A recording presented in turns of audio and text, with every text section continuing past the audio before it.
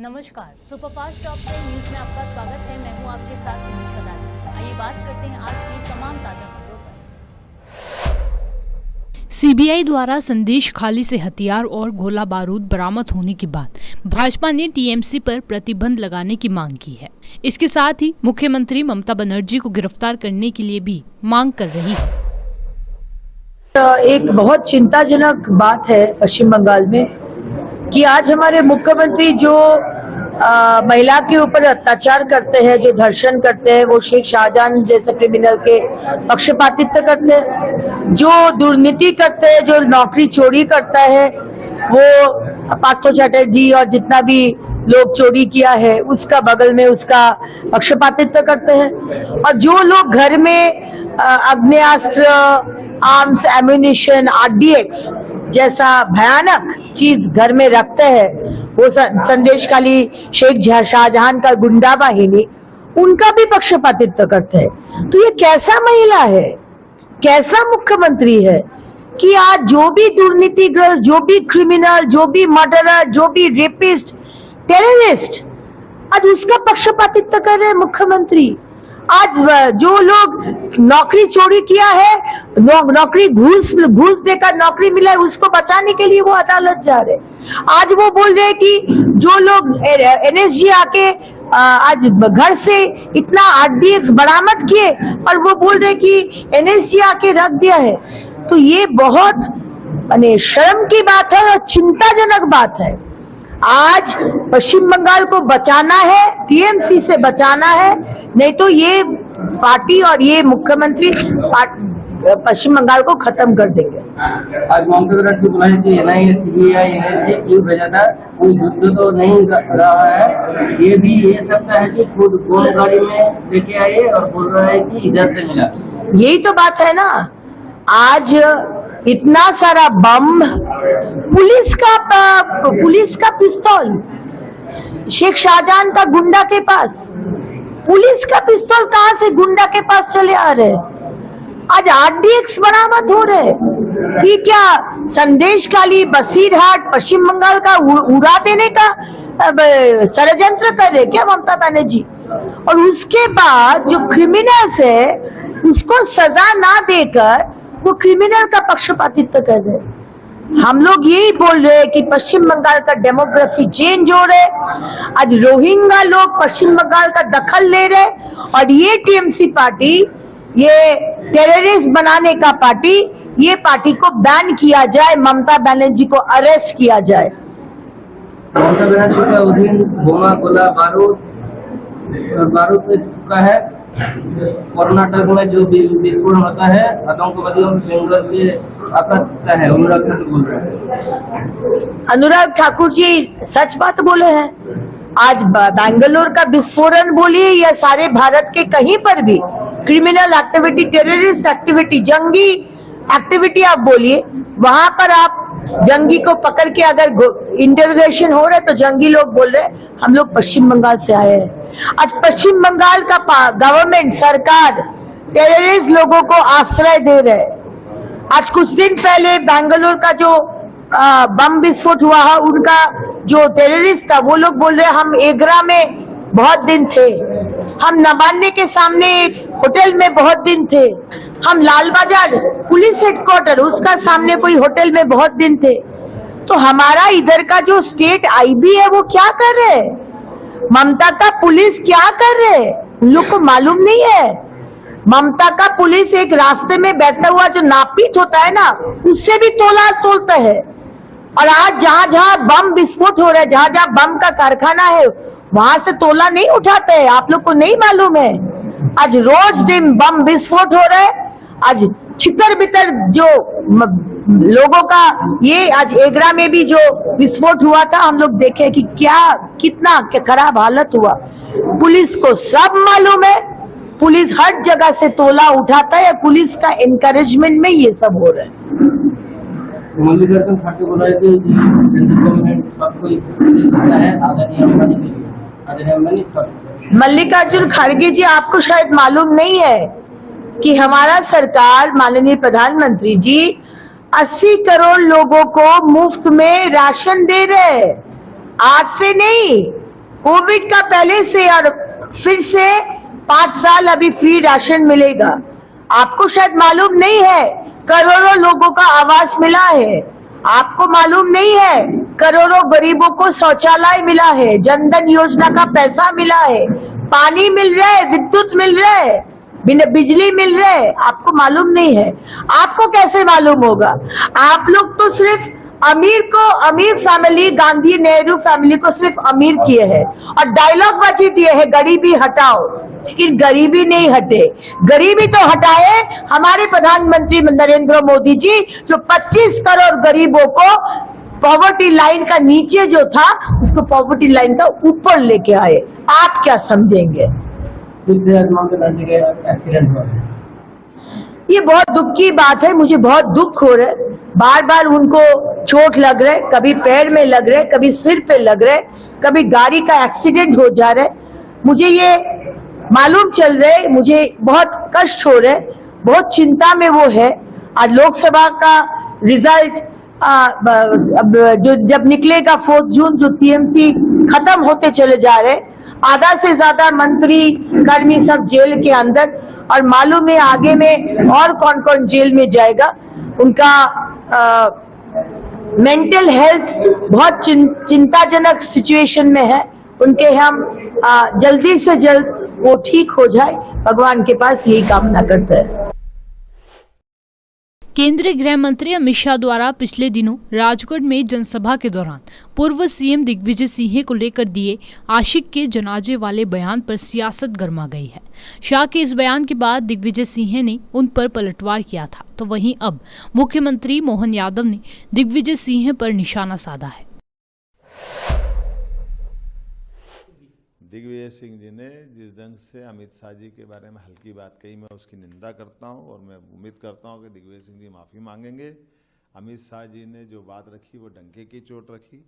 दिग्विजय सिंह हमेशा अपने बयानों में अरविंद केजरीवाल की बुराई करते रहे और जिस ढंग से वो बात रखते थे केजरीवाल के बारे में, मैं कुछ डेट भी बता सकता हूँ। 20 अक्टूबर 2012 यही दिग्विजय सिंह जी, इन्हीं ने कहा था कि मुझे अरविंद केजरीवाल में हिटलर की झलक आती है। 13 जून 2015 दिल्ली में सफाई कर्मियों की हड़ताल चल रही थी और दिल्ली के मुख्यमंत्री केजरीवाल को उन्होंने कहा था कि नौटंकी का मास्टर है। आपने क्या क्या नहीं बोला दिग्विजय सिंह जी अरविंद केजरीवाल को लेकर के, लेकिन अब आपका काम पड़ रहा तो आप आपकी एक बड़ी नेता से समर्थन ले रहे हो लोकसभा राजगढ़ में, चाहे चौड़ा की प्रत्याशी रही वो आपकी, और वो आपका समर्थन कर रही है। आपको आप शर्म नहीं आ रही? झूठ कौन बोल रहा है जनता के बीच? आपने अयोध्या के मामले को लेकर के क्या क्या नहीं कहा है। आपने पाकिस्तान के आतंकवादियों को जी कहा है जिनने देशद्रोही का रोल अदा किया। आपको सबसे ज़्यादा 1992 में हुई घटना में आपने कहा था कि ये मंदिर का सवाल नहीं है, इनने ढांचा तोड़ा, इसका दुख हुआ था। तो आप तो इस बात को लेकर के भारत से माफ़ी मांगे, मध्य प्रदेश से माफ़ी मांगे कि राम मंदिर के मामले में आपने और आपकी पार्टी ने कितने अड़ंगे लगाए। और आप कहते हो कि मैंने चंदा दिया, चंदा देना अलग बात है, आपका चंदा ले जाओ वापस, चंदे की ज़रूरत नहीं है। लेकिन आपने भगवान राम के मंदिर में न तो निमंत्रण को स्वीकार करने में कोई अपनी पार्टी में भूमिका अदा की, न ही राम मंदिर को लेकर के आपने आज तक वहाँ जाकर दर्शन करके अपनी श्रद्धा दिखाई। तो कब तक हिंदुओं को मूर्ख बनाओगे? जनता सब देखती है, जनता सब जानती है। तो बेहतर ये होगा कि आप अपनी इन सारी बातों को लेकर के जनता के बीच अपनी स्थिति स्पष्ट करें। केवल चुनाव जीतने के लिए आप अच्छी बात करोगे और अब ऐसा लग रहा है कि सारे विषय जैसे खत्म हो गए। चुनाव ऐसे नहीं जीता जाता, चुनाव अपने विचार की स्पष्टता से जीता जाता है, आपकी पार्टी की नीति से जीता जाता है और आपके अपने कार्य व्यवहार से। और आप जिनने 10 साल में एक खिताब पाया बंटाधार सरकार का, जनता भूली नहीं है उन सारी बातों को। मैं उम्मीद करता हूं कि जनता इसका फैसला आगामी 7 मई को करेगी। इराक के कुर्दिस्तान क्षेत्र में स्थित खोर-मोर गैस फील्ड पर हुए ड्रोन हमले में 4 प्रवासी कर्मचारी मारे गए हैं। हमले के चलते कुएं से गैस निकालने का काम रोक दिया गया है। ये जानकारी प्रधानमंत्री कार्यालय के एक वरिष्ठ अधिकारी ने दी है। अभी इस हमले की जिम्मेदारी किसी संगठन ने नहीं ली है। क्षेत्र के कुर्द सरकार द्वारा जारी बयान में कहा गया कि हमले में मारे गए लोग मूल रूप से यमन के नागरिक थे और वे गैस फील्ड में काम करने के लिए इराक आए थे। रूस ने एक बार फिर से यूक्रेन पर हमले तेज कर दिए हैं। रात भर किए गए हमलों में 32 मिसाइलें दागी गई। हमले में 4 बिजली संयंत्र क्षतिग्रस्त हो गए। यूक्रेनी वायुसेना ने कहा कि उन्होंने 21 मिसाइलों को नष्ट कर दिया। बिजली संयंत्र से जुड़े कंपनी DTEK ने कहा कि ऊर्जा संयंत्रों में कई लोग घायल हुए हैं। दक्षिणी पूर्वी इम्प्रापेट्रोस क्षेत्र में 2 बिजली संयंत्र प्रभावित हुए हैं। पश्चिमी लवीव और इवानो फ्रैंकीवयस्क क्षेत्रों से हमलों की सूचना है। यूक्रेन के दूसरे सबसे बड़े शहर खार्किव में मिसाइल हमले में एक मनोरोग अस्पताल क्षतिग्रस्त हो गया और एक व्यक्ति घायल हो गया। आप कार्यकर्ताओं ने दिल्ली के मुख्यमंत्री अरविंद केजरीवाल की गिरफ्तारी के खिलाफ CR पार्क में वॉकथॉन वॉक फॉर केजरीवाल आयोजित किया। शराब नीति मामले में केजरीवाल 15 अप्रैल से न्यायिक हिरासत में है। मंत्री सौरभ भारद्वाज ने कहा कि हमने भाजपा की वॉशिंग मशीन भी लगाई है, जिसमें भ्रष्टाचारी नेता जाएगा तो साफ सुथरा होकर निकलेगा। हमारे यूथ विंग ने चितरंजन पार्क के अंदर एक वॉकेथन ऑर्गेनाइज किया है, जिसके अंदर हमारे साउथ दिल्ली कॉन्स्टिट्यूंसी के और नई दिल्ली कॉन्स्टिट्यूंसी के दोनों लोकसभा के प्रत्याशी आएंगे। और इस वॉकेथन का मकसद ये है जनता में इस कैंपेन को चलाना, खासतौर पे युवाओं में, कि जिस तरीके से झूठे मामले में अरविंद केजरीवाल को जेल भेजा गया है, इसका जवाब हमें वोट से देना है। भारतीय जनता पार्टी को वोट देके हमें हराना है।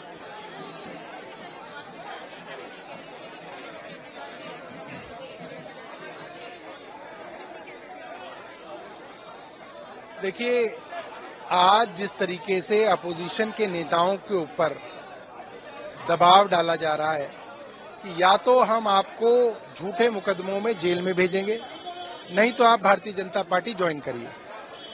जिस भ्रष्टाचारी को कहा गया कि इनको अब जेल भेजा जाएगा और वो भारतीय जनता पार्टी में आ गया, उसके ऊपर सारे ED CBI के मुकदमे खत्म हो रहे हैं। ये आज सबको दिख रहा है। मगर अरविंद केजरीवाल इन धमकियों में आने वाले नहीं है। हमारे नेता जेल जाने के लिए तैयार हैं, भारतीय जनता पार्टी में नहीं जाएंगे।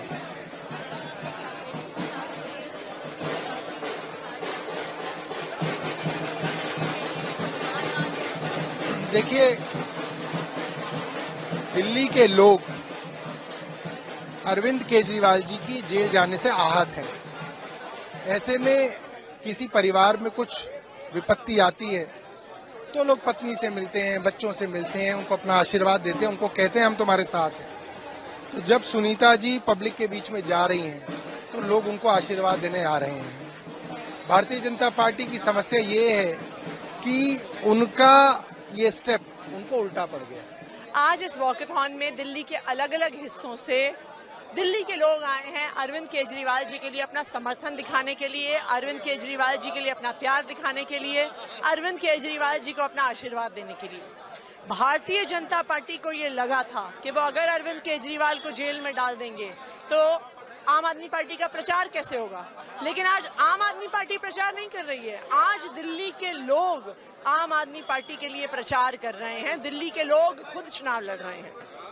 मैम, कल आपके स्टार कैंपेनर सुनीता केजरीवाल जी ने रोड शो किया, लेकिन इसमें बीजेपी हमलावर हो रही है। बोल रही है कि दिल्ली की राबड़ी देवी है, परिवारवाद है आम आदमी पार्टी में। देखिए, ये भारतीय जनता पार्टी की छटपटाहट दिखा रहा है। उनको लग रहा था अरविंद केजरीवाल जी को जेल में डाल देंगे, आम आदमी पार्टी बिखर जाएगी, आम आदमी पार्टी टूट जाएगी, आम आदमी पार्टी प्रचार नहीं कर पाएगी। लेकिन जो जन सैलाब कल सुनीता केजरीवाल जी के रोड शो में आया, जो दिल्ली की जनता उमड़ी अरविंद केजरीवाल जी को आशीर्वाद देने के लिए, सुनीता केजरीवाल जी को आशीर्वाद देने के लिए, उससे भारतीय जनता पार्टी की नींद उड़ गई है। और वो इसी बात से परेशान हैं, फड़फड़ा रहे हैं, भड़बड़ा रहे हैं, क्योंकि उनको पता चल गया है कि दिल्ली की 7 सीट वो हार रहे हैं। अरविंदर सिंह लवली का दिल्ली कांग्रेस अध्यक्ष पद से इस्तीफा। कांग्रेस अध्यक्ष मल्लिकार्जुन खड़गे को भेजा था इस्तीफा। बताया जा रहा है कि वह आम आदमी पार्टी गठबंधन और टिकट बंटवारे से नाराज थे। पत्र में लवली ने कहा कि वे पार्टी में खुद को लाचार महसूस कर रहे थे और कामकाज में वरिष्ठ नेताओं के दखल से नाराज थे। आम आदमी पार्टी से गठबंधन और टिकट वितरण से भी वे खुश नहीं थे। कि क्यों इस्तीफा दिया, वो उसके बारे में उन्होंने डिस्कस किया कि देयर वर सर्टेन पॉइंट्स जिसकी वजह से उन्होंने इस्तीफा दिया and all those points have been written to Congress president. ये हमारा पार्टी का इंटरनल मैटर है, वो उन्होंने पार्टी से इस्तीफा नहीं दिया। लेकिन आम आदमी पार्टी से गठबंधन को लेकर भी उन्होंने नाराजगी जाहिर वो मेरी नाले में नहीं है कि क्या लिखा है, मेरे से इस बारे में कोई डिस्कस नहीं। आप भी मीडिया से बात कर रहे हैं सर, अपनी जो भी वर्तमान मीडिया को तो वो मेरा ख्याल आपको ज्यादा पता होगा कि उन्होंने प्रेस कॉन्फ्रेंस बुलाई है, तो लेट अस सी कि क्या कहते हैं क्या नहीं। चुनाव से ठीक पहले सर झटका लगेगा जो गठबंधन है दिल्ली में? यार कोई झटका नहीं लगेगा, लेकिन सही बात है, हमारे सीनियर लीडर हैं, हमारे परिवार के, कांग्रेस परिवार के सदस्य हैं और वो कांग्रेस परिवार में ही रहेंगे, मैं इतना कह सकता हूँ। राजस्थान में बाड़मेर जैसलमेर लोकसभा से निर्दलीय उम्मीदवार रविंद्र सिंह भाटी को जान से मारने की धमकी दिए जाने के मामले में बड़ा मोड़ आया है। ये धमकी कुख्यात गैंगस्टर लॉरेंस बिश्नोई के गुर्गे रोहित गोदारा के नाम से दी गई थी, लेकिन अब रोहित ने ऐसी कोई धमकी देने से ही इनकार कर दिया है। उसने फेसबुक पोस्ट के जरिए जानकारी दी है। उसका कहना है कि इस मामले में उसका कोई लेना देना नहीं है, उसके नाम का गलत इस्तेमाल हुआ है। दिल्ली के मुख्यमंत्री अरविंद केजरीवाल की पत्नी सुनीता केजरीवाल ने शनिवार को आप के लिए प्रचार शुरू किया। उन्होंने पूर्वी दिल्ली से पार्टी उम्मीदवार कुलदीप कुमार के समर्थन में कोंडली इलाके में रोड शो किया। उन्होंने कहा कि आपका सीएम शेर है, उसे कोई तोड़ नहीं सकता, झुका नहीं सकता। हम तानाशाही हटाने, लोकतंत्र बचाने के लिए वोट करेंगे। जंगलों में आग की बढ़ती घटनाओं की रोकथाम के लिए सरकार और शासन सक्रिय हो गए हैं। मुख्यमंत्री पुष्कर सिंह धामी ने हल्द्वानी में शनिवार को समीक्षा की तो वन मंत्री सुबोध उनियाल ने देहरादून में। वन मंत्री उनियाल ने वन मुख्यालय में मंथन सभागार में हुई समीक्षा बैठक में निर्देश दिए कि वन अग्नि प्रबंधन समितियों से वीडियो को भी जोड़ा जाए। इससे उनकी भागीदारी भी वनों की अग्नि नियंत्रण में हो सकेगी। राज्य में अभी तक 415 वन अग्नि प्रबंधन समितियां गठित की जा चुकी हैं। उत्तराखंड में शनिवार को हल्की फुहारों, ओलावृष्टि और अंधड़ के कारण झुलसाती गर्मी से थोड़ी राहत मिली। पहाड़ी इलाकों में बर्फबारी भी हुई। बद्रीनाथ और केदारनाथ धाम में बर्फबारी हुई, जबकि देहरादून, टिहरी, चमोली और रुद्रप्रयाग में तेज हवाओं के साथ हल्की बारिश हुई है, जिसके कारण अधिकतम तापमान में 3 से 6 डिग्री सेल्सियस की कमी दर्ज की गई। प्रदेश भर में शनिवार सुबह से गहरे बादल छाए रहे और कई स्थानों पर तेज हवाएं भी चली। कई इलाकों में सुबह 9 बजे तेज बारिश हुई और राजपुर रोड के पास के क्षेत्रों में ओलावृष्टि हुई।